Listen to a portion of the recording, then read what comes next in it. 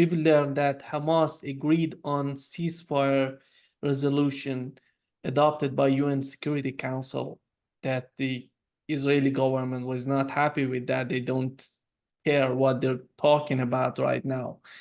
And how do you see the situation right now in Gaza, in Rafah? Can international community do anything to help Gazans? Well, I wrote a long essay on the cradle. Well, basically, I ask a very uncomfortable question. How can we, in fact, building up on a previous column, how can we discuss and organize the coming of the multipolar world in the middle of a genocide? Nobody and no country, no entity has answered this question, and even the BRICS. So this last column, I try to analyze the BRICS position as a whole on Gaza, especially the Russia-China approach. What the BRICS final statement during their meeting of foreign ministers last week here in Nizhny Novgorod. It's a very, very good final statement, and they have at least 2 long paragraphs about Gaza. Okay, all the right moves, all the right sentiment, etc., but there's nothing really practical on how to force the Israelis to end the genocide. And nobody can force them to end the genocide, because the only way to do that would be via a military operation. And we are very far away from having, for instance, a BRICS military force or an SCO military force, or a BRICS SCO, Eurasia Economic Union military force as a whole, an Eurasian military force, forcing the Israelis on the ground. Nobody wants a hot war with Israel. And everybody knows how deranged and totally out of control they are. And even worse, with nuclear weapons. One straightforward definition of Israel nowadays is ISIS with nuclear weapons. This is what they are. It's a terror entity, but nuclear. So it's very hard to subdue such entity.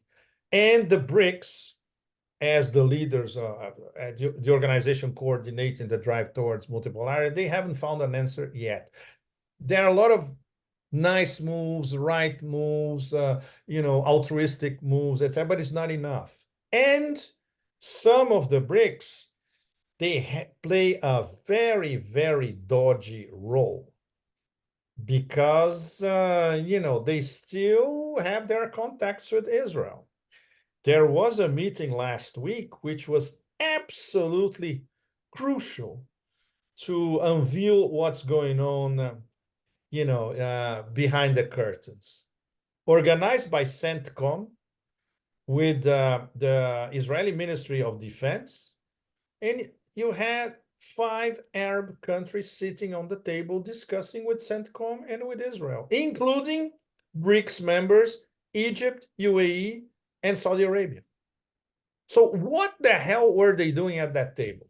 Okay, you can always say, they're hedging their bets, they're trying not to antagonize completely the Americans, but you don't sit with Israel at the same table in the middle of a genocide. I'm sorry. That nothing legitimizes that. No, absolutely nothing. And especially 3 important Arab countries.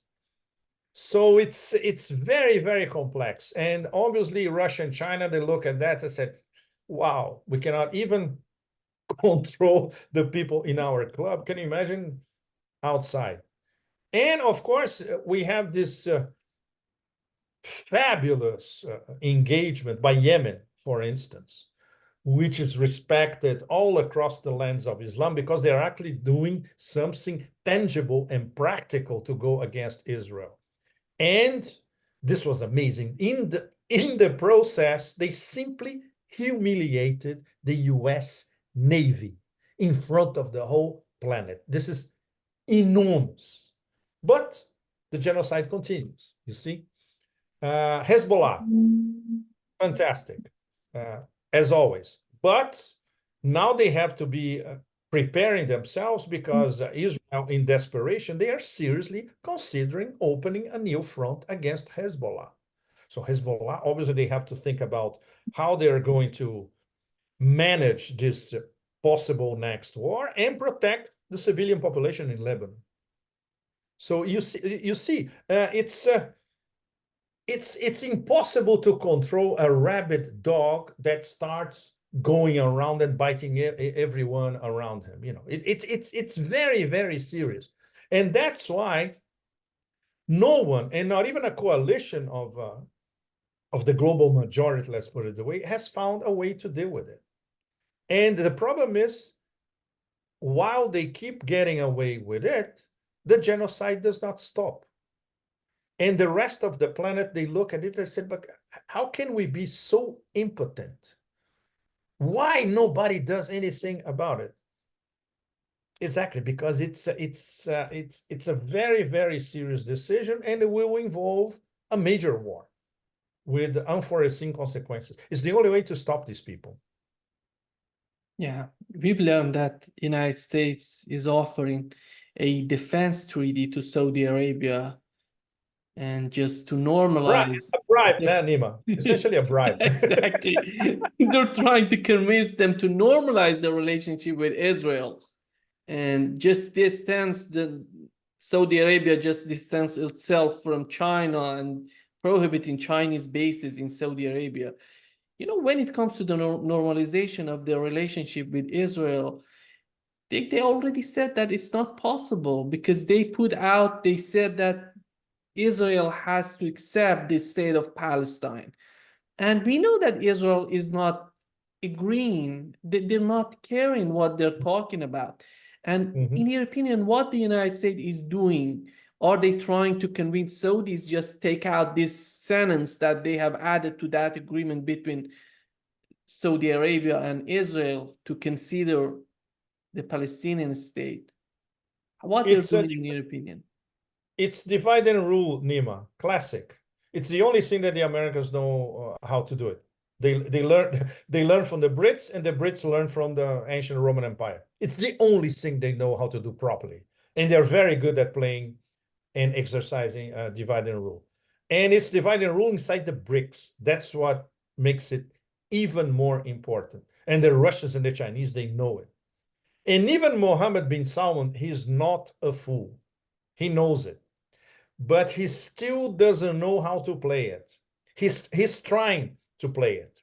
His instincts and the way he's reading the chessboard tell him, okay, now I'm a BRICS member, a very important one. Probably I'll be one of the, with Russia and China, maybe I can be the third most important alongside Iran. It's the future.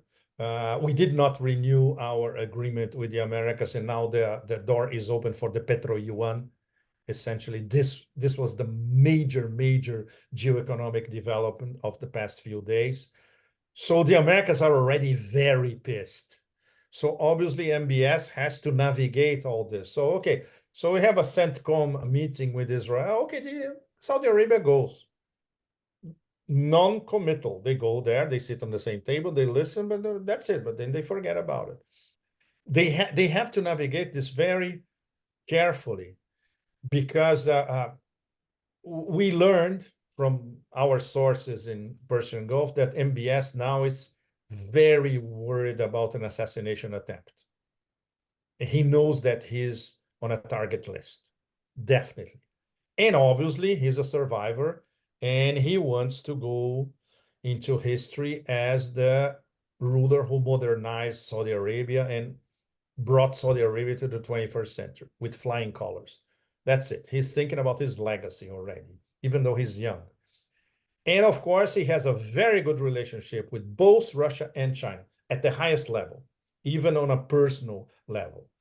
So this is it. He basically he made his move already, but he knows that the empire, when the empire is betrayed, they go really crazy, and anything can happen. So he is in a very, very tough position at the moment. But when it comes to the nature of this defense treaty, why would Saudi Arabia need a defense treaty? Who's going to attack them? Is it Iran? Exactly. So absurd, because they are. That doesn't make You're right. sense. It doesn't make sense, Nima. It doesn't make sense at all. It's just the Americans think that they dealing with Saudi Arabia 50 years ago, or even 20 years ago. That's it. They don't see. They don't. First of all, they don't understand BRICS.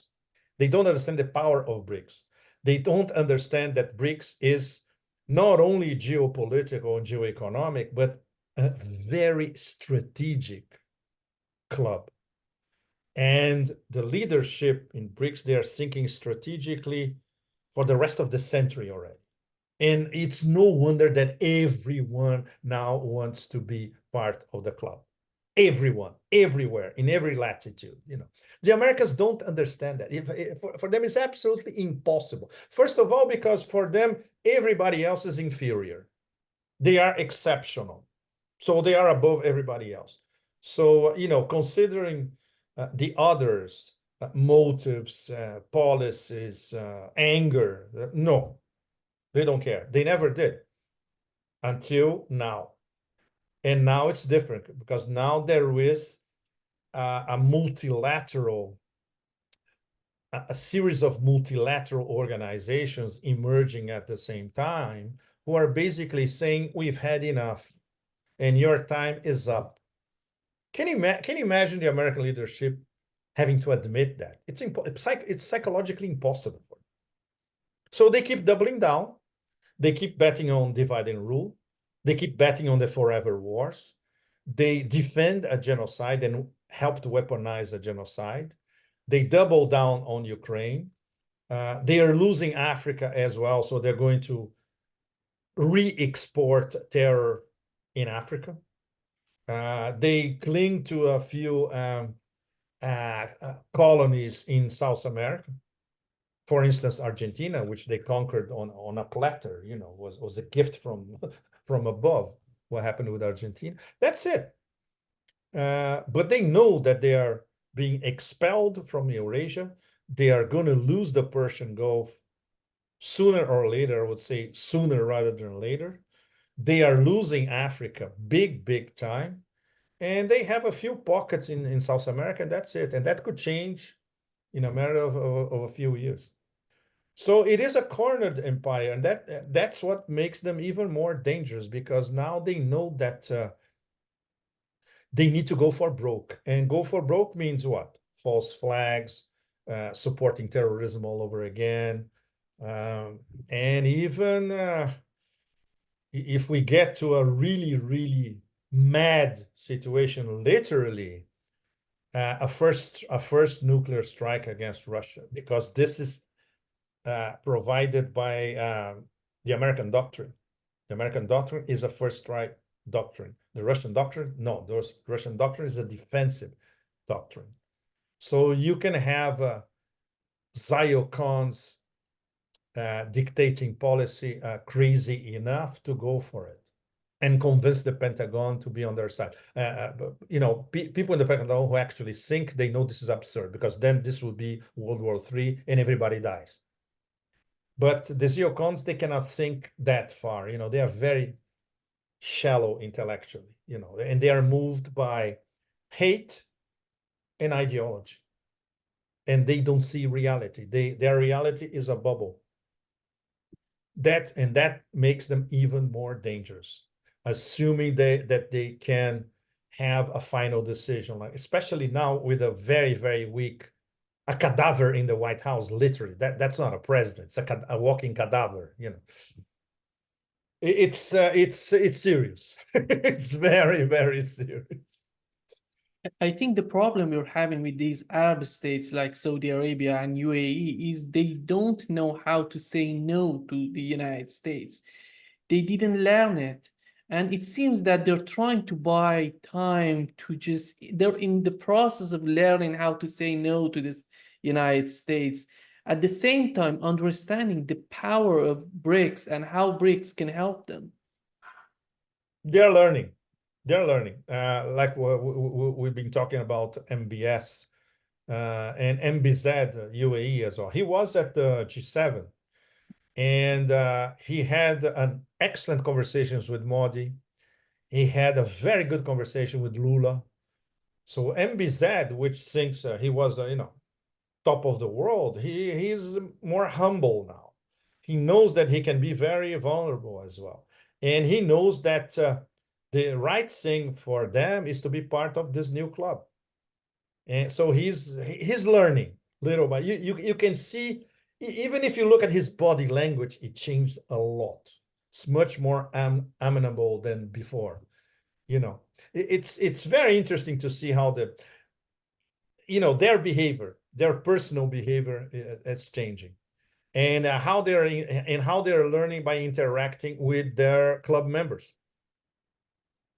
Fascinating. I was paying a lot of attention to MBZ at the G7. I was looking at some photos in detail, and you could tell that he was enjoying it immensely. And like, he discovered that he was a member of the best club in town, and he didn't know it. Just to wrap up this session, Pepe, and Yes.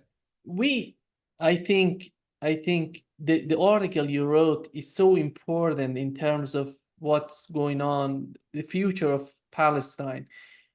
If BRICS let Palestine in, that would be huge, because we know the Security Council is not accepting Palestine as a state. But if BRICS accept Palestine, that would hugely benefit Palestine and the future of Palestine. This is a very good point, Nima. And nobody addressed the subject under this possibility. For instance, I have not seen anybody here or echoes from China that they would consider something like this. But if BRICS, as a symbolic gesture, would tell the whole planet, now Palestine is one of our members, wow. Now talk about game changing. Of course, we know what would happen from the other side. Nah? They would be even more rabid and toxic than they are now. But so what? What are they going to do? They're going to bomb BRICS capitals. No, they won't. But the symbolic message especially can you imagine, to the world of Islam would be something. But I doubt that they are cautious enough, at least this year, to do something like this. We don't know what's going to happen until the end of this year. Maybe next year, if things get totally out of control, this could be a very intelligent move and an extremely popular move all over the planet, in fact, especially 1.5 billion Muslims, even more, 1.6 billion, even more. Wow. On their side, which is already on their side. The lands of Islam are already on the side of BRICS, of multipolarity, of all these multilateral organizations. There will be more Muslim countries that will become BRICS members sooner or later. Example, Algeria, Indonesia. But let's put this on the table. Yeah. And all of us independents, we should start maybe an informal campaign directed towards BRICS leadership. Why don't you consider something like this? Yeah, so amazing. Would be so amazing. Muito Very good obrigado, idea. Pepe. And you are the father of the idea. Very good.